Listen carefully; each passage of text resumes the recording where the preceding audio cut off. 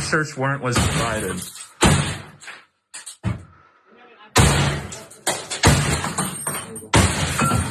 Show me your hands out. Hands up. Authorities raided the homes of pro-Palestinian activists across the state of Michigan. And that video that we just shared with you and we just watched was just one example. It was shared with Dropsite News by the Students Allied for Freedom and Equality. And for all of those American citizens who were, happy to sit by and watch green card holders get their green cards revoked because they had the audacity to write an op-ed that was critical of Israel. For all those people who thought nothing's gonna happen to American citizens, it's just those, visa holders, those PhD students who had green cards, who cares about them? Yeah, their free speech rights were violated, but the government's not gonna violate our free speech rights. We're American citizens, right? This happened to American citizens. Yeah.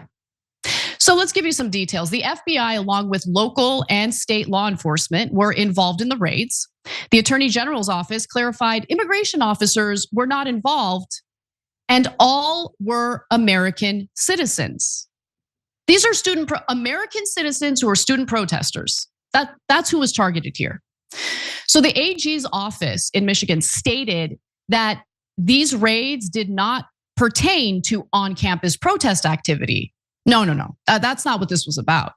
It was rather a multi-jurisdictional investigation into vandalism. I live in Los Angeles. Vandalism happens in broad daylight, all day, every day. You will literally see a guy take a spray can out of his baggy jeans and spray paint the wall with his nonsense. His home ain't getting raided, okay? So I don't believe that this is about vandalism because the way these raids were carried out were suspicious. No evidence was presented. And by the way, no one ended up getting arrested for any reason. Seems like these students were being sent a message, if you will, but nonetheless, Dropsite News also reported on this. They say Ann Arbor police told Dropsite News contributor they participated in the April 23rd raids as part of a multi-jurisdictional investigation led by the Michigan Attorney General's office, adding the probe concerns reported crimes committed in the city of Ann Arbor as well as other jurisdictions. The department clarified this investigation is not related to immigration enforcement. We're just terrorizing American citizens who are critical of the Israeli government. And we're accusing them of vandalism, although we're not being specific with those allegations. And the warrants for these raids are very vague, very vague. So the AG, Dana Nessel, has not provided any specific details about the alleged vandalism that they think justifies these types of raids. The Ann Arbor Police Department added that the investigation concerns reported crimes committed in the city of Ann Arbor as well as other jurisdictions. Super vague, super vague. I'm sorry, let's just pause.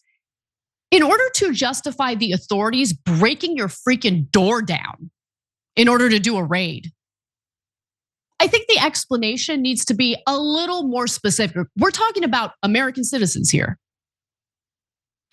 So Liz Jacob, who's the lawyer representing the students who were targeted, says the following: we've done a lot of work with these students. To our knowledge, there is no vandalism. We have no idea what this is about. What I've seen reported in other places is some kind of claim of multi-jurisdictional vandalism, which seems like a pretty flimsy pretext to send FBI agents, state police and local police to the homes of young people. Where's Gretchen Whitmer? Where's the Gretch? The heroic Democrat who might have a future as the next president of the United States. Where are you at, girl? You're okay with this? You're okay with the feds terrorizing students in your state on flimsy allegations with no evidence being presented? No arrests have been made? The Democrats are pathetic, man. Look, I've got no love for the Republican Party, but on this issue, both parties are garbage, absolute garbage. A real leader would stick up for Americans in this case. That's what a real leader does. They don't cave. They don't hide in their office, hoping that they don't, cause a stir that might hurt them in their presidential run in the future. They lead. They're strong. They fight for what's right.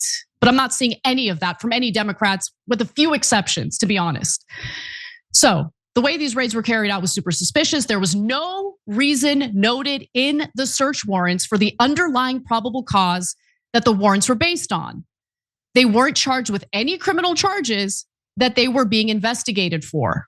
That was a statement from the lawyer.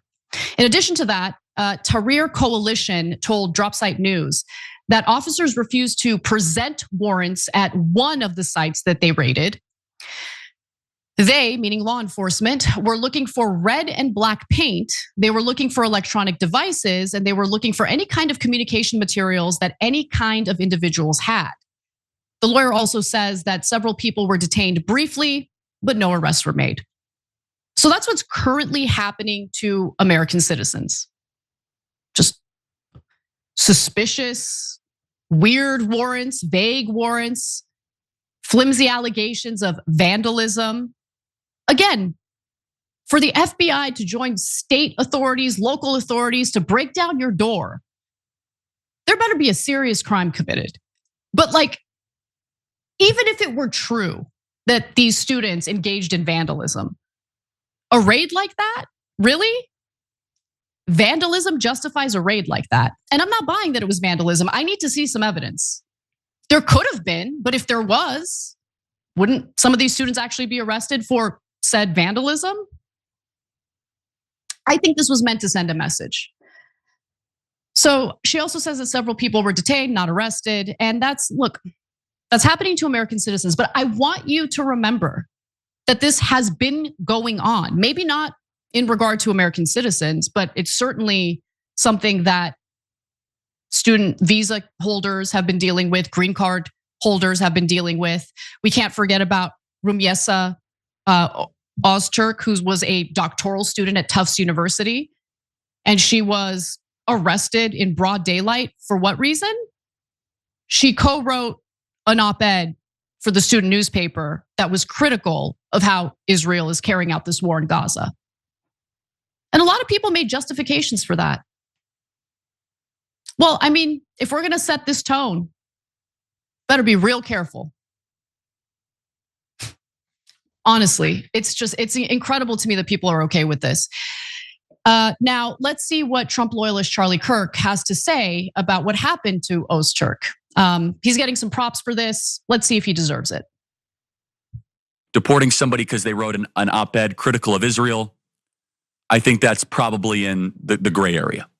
So would you say that there's some things that the administration's done on immigration where you think they haven't been sufficiently respectful of First Amendment rights? Is that fair to say? No, I wouldn't even say that. I would say that we run a little bit of a problem if we are going to say that the criteria to get your visa revoked is writing an op-ed. Now, that might be an exaggeration by somebody. Yeah. Right. But if the op-ed was not even critical of America, which it was critical of a foreign country. So why is this a gray area, Charlie? Why is this a gray area? It's not a gray area. So we're not allowed to be critical of a foreign country? We're not allowed to write an op-ed criticizing the way Israel is carrying out that war in Gaza? That's a gray area? That's not a gray area. Say it with your whole chest. I know you're afraid that the Trump loyalists are gonna come for you the way leftists have come for me when I, attack one of the sacred cows. But grow a set of balls, okay? Don't give this mealy mouth response to what's actually happening here. It's not a gray area. It is a violation of American values, of what this country allegedly represents. Say it. It's not a gray area. Ozturk, could have PhD student, Turkish national who was here in America getting a PhD from Tufts University. She could have written an op-ed highly critical of the United States, and no one was gonna come for her. No one. but she co-wrote an op-ed that's critical of a foreign country, and she got arrested in broad daylight. How is that a gray area? It's not.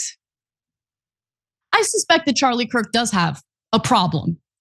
I suspect that he doesn't see this as a gray area. But if you're gonna say something, say it.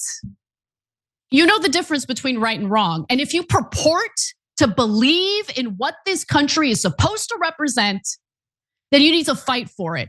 The mealy mouth, oh, it's a gray area, doesn't work. Doesn't work. I know it's uncomfortable to know that the president you love so much has been made to be a little bitch for a foreign country. But at the end of the day, facts matter, and he's a little bitch for a foreign country. Every time you ring the bell below, an angel gets his wings. Totally not true, but it does keep you updated on our live shows.